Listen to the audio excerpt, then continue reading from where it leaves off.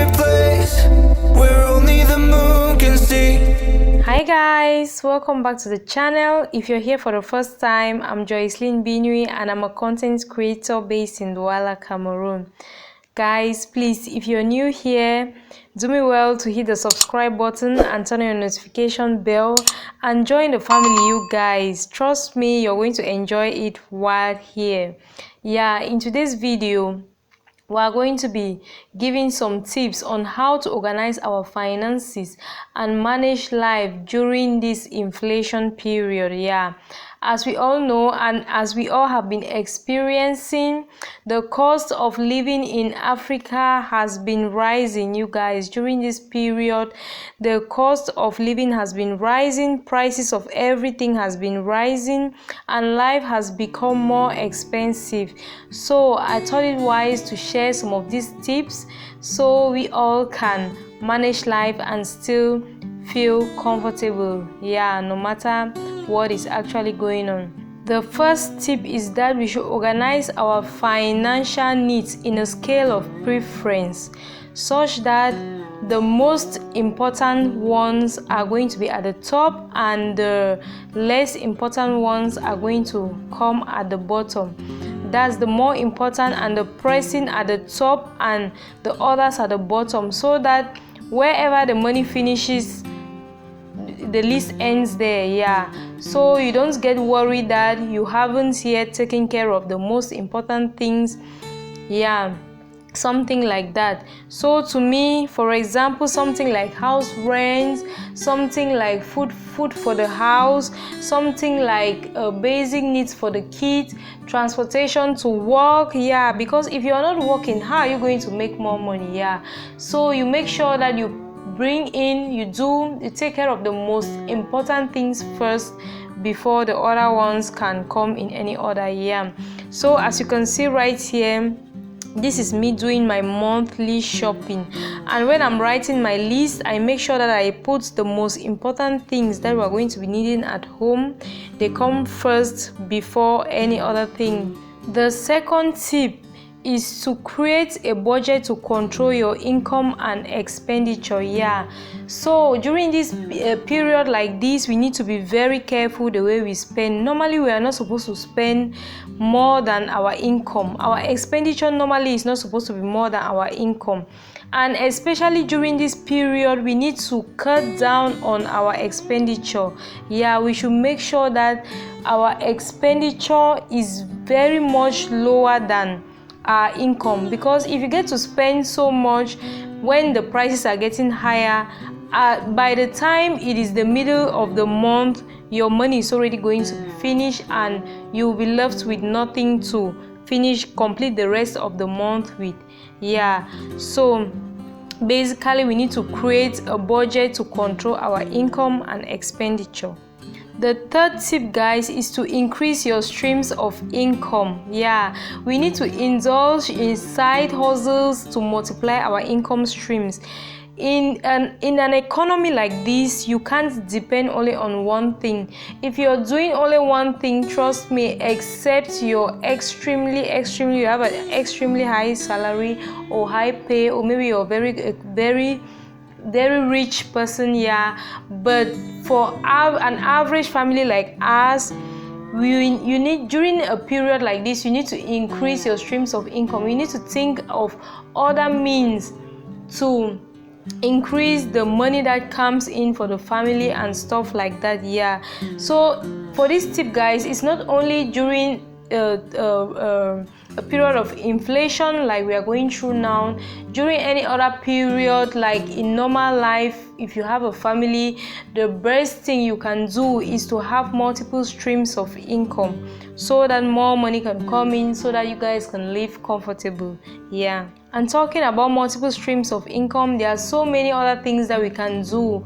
If, for example, your husband is the sole provider of the family, you could also try as a wife to bring in something, to do something that can bring in something like money that is going to help to increase the income of the family and stuff like that. And if the both of you are already working, that's husband and wife, and bringing in something, you guys could also think of having a side hustle or a side business that can increase the money that is going to come in. Yeah. And the next tip, guys, is that we need to learn how to substitute the more expensive items with the cheaper ones. Yeah, if it's possible, we live below our means. That's, we live below the amounts that we earn. We live below the amounts that we used to spend monthly before. Yeah. For example, if you are buying right now, cooking oil is very expensive. If you were buying cooking oil, let me say, okay, for example, if you were buying the imported cooking oil, which is very much expensive, you can now step down to a less expensive one, like the ones that we produce in Cameroon. Yeah, for example. And if you used to buy, for example, something like oilio, for us in Cameroon, oilio is much more expensive and has a higher quality than mayo, for example, and others like star oil. You can step down from oilio to star oil or to mayo, for example. Yeah, so I'm basically saying that we need to learn how to substitute the more expensive items with the cheaper ones. That is technically living below our means, living below the monthly income that we used to allocate and stuff like that.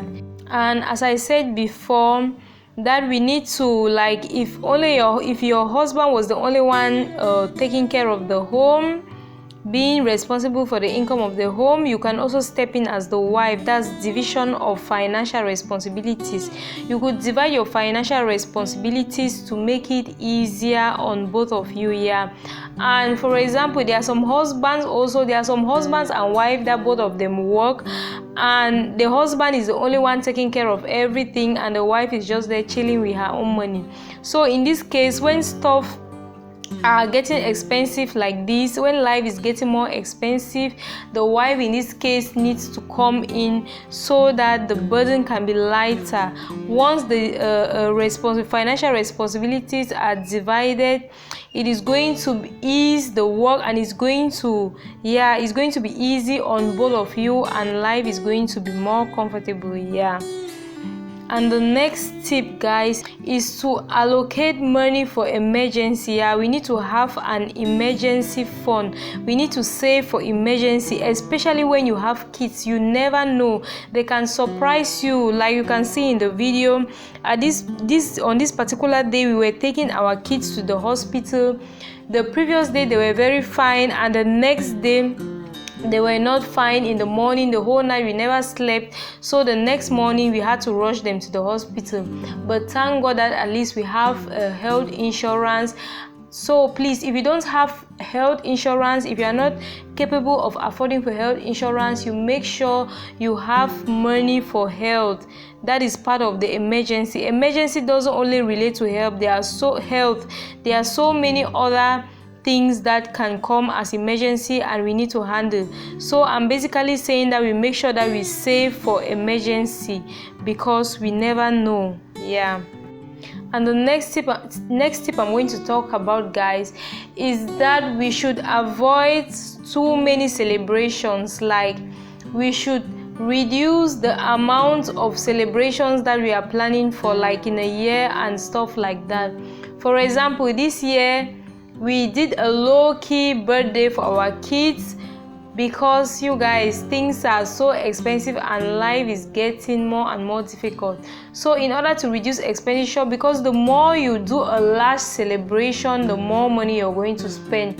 So in order to still make the kids feel special and comfortable, we decided to just do something little for them, just to make them feel special on that day, rather than doing a large party and inviting so many people and end up spending so much money during a difficult period like this. Yeah, so we reduce the amount of celebrations we do, and we also reduce the amount of invitations that we attend to. Yeah, because in this case, you know, when you're attending to invitations, it is expenditure, you guys. For example, if you're going for this wedding, if you have like 5 weddings to attend, if you have like 5 parties to attend, for example, for us ladies, you might be needing a dress, you might be needing a shoe, you might be needing to do your hair. If you have to do all of that, if you want to attend all those invitations. In this case, in a period like this, you guys, you're going to run out of money. Yeah, you're going to run out of your pocket. Yeah, so in order to reduce expenditure and in order to save money, we need to avoid attending to all invitations. Yeah.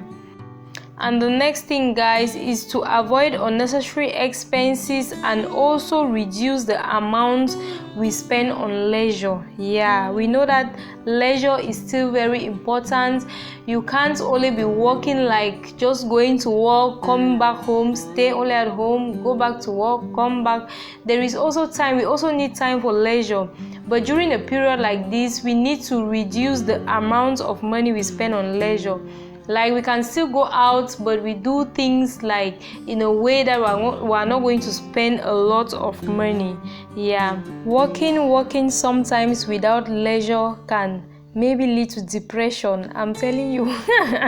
That's what I think. Sometimes we actually need the leisure, but in this case, we're just saying that we need to cut down a little bit on the expenses.